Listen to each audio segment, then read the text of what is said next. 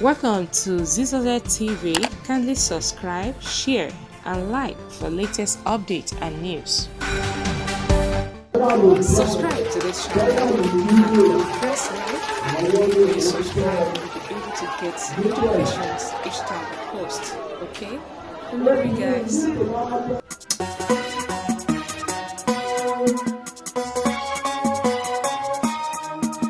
When you vote, we can build a new Nigeria.